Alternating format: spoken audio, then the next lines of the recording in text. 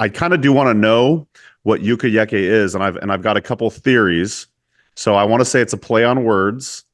Uh, and you can tell me if I'm wrong, but I looked up the word Yucayeke, and one of the words for it was town or village, I want to say. So does that mean uh, village farm? The other theory I have is I know that you love yucca, which I want to talk about more with you Yeah. later.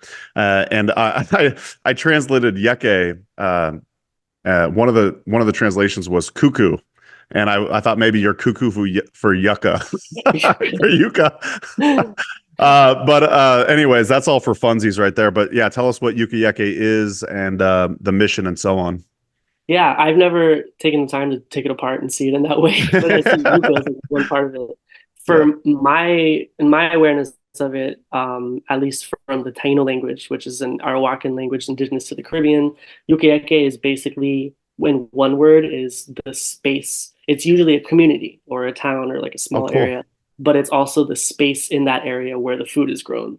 And yucca kind of takes the forefront as being a very prominent cultural crop Mm, that was used for everything from food and medicine, poison, all sorts of things. And so, yeah, the yukayeke is kind of like the place of cultivation traditionally in a community. okay. And I guess it's weird because, I think when you label or you name a farm or you name a something that's a physical space, putting farms after it is like, huh? So it kind of takes its own role to like, the place where the food is grown, farm where the food is grown. Right. But I guess organically or just said in a casual way, like the name of it, Yucayeke Farms. Yeah, it's like the intention is that where the food is grown for the project and for the farm is in that same way. It's a communal sort of process, growing traditional crops and things like that. Okay. So when I first became aware of your work, it was all about the Charlotte Hill. Sorry, Charlotte let me. Herbal Accessibility Project. Yeah, You got long, it. very Thanks. long name. Yeah, yeah. The CHAP. Chat. CLT, CLTHAP, and or you could Oh, see, all abbreviate right. it too, because Charlotte would use CLT, and that's That's right. also why I changed it because for some reason I bought a domain that was CLT Herbal Accessibility Project. Abbreviated, and over time I was like, I can't keep doing this. You were Um, probably only 22 at the time. You were going through the learning phase. yeah, I was like, oh, perfect. I'll just get a URL that's exactly what the project is. Nobody Yeah. will have that. And then I was like, hey, can people would be like, where can I find you online?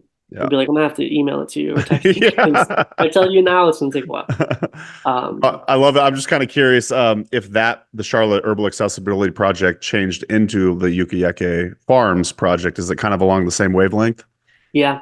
Um, Over time, I want to say before the Charlotte Herbal Accessibility Project, I started a small product line that was called Atere Correto Medicinals. Hmm. That was tinctures, teas, and salves, and whatever other sort of thing.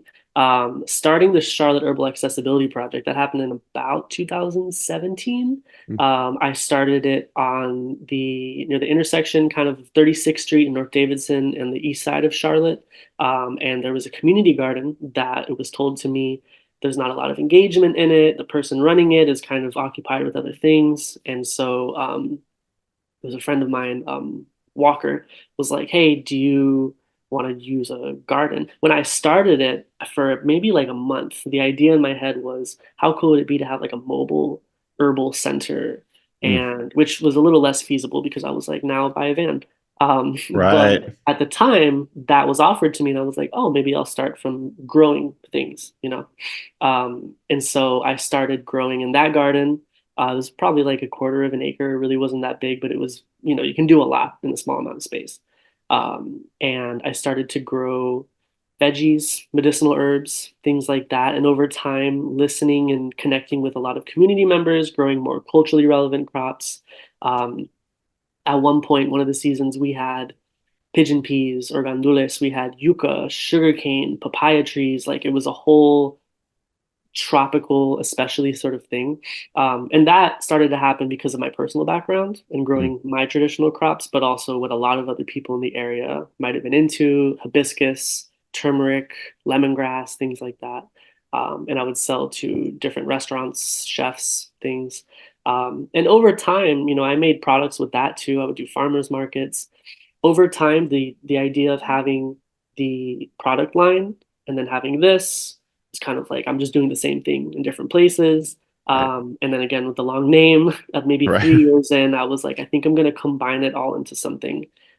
Because at that point I started to also do a lot of online education, which was the Mm. other branch that I think kind of completes it, was making medicine, teaching about it, and growing it.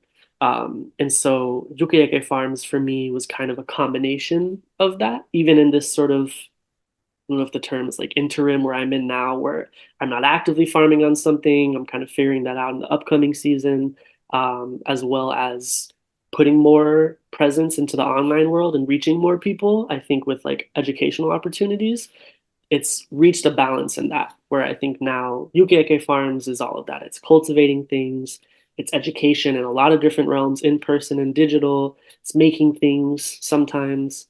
So yeah, it's evolved into that. Yeah. Do you have a website for Yucayeke Farms? Because I want to say a lot of times on your Instagram page, you'll say, just email me to register and that kind of thing. So Yeah. how do folks, learn more about your courses and different offerings? Is that the best way, is the Instagram page?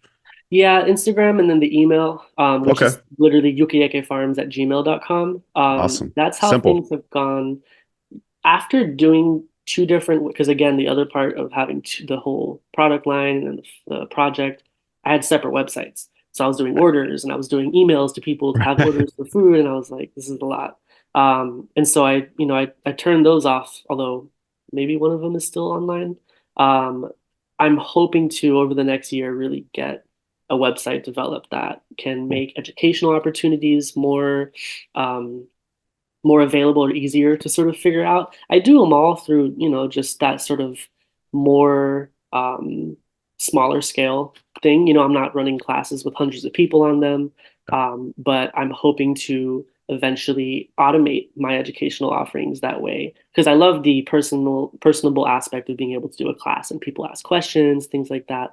But it also makes sense to me if I have 6 different classes going on at one time, sign up for this one. You can sign up consecutively. I don't have to be present 24/7 to, regulate all the things. Totally. So workshop in the work or website in the works, but yeah, tentatively through Instagram and the email is kind of where getting with the offerings and different things happens. Awesome. And just for the listener, I heard of Brandon's work through as I mentioned, the Charlotte Herbal Accessibility Project. I remember when I worked at Mountain Rose Herbs, you were one of the first winners of the Grants for Plants, uh, Yeah. that whole Grants for Plants project that they had going on. And I just got to say, right when we saw your video, we immediately fell in love with you, the work that you do. And it was just so cool to see what you were doing. And it's been fun to watch your journey along the way. So it's neat to see it evolve and change. And now you're in New York City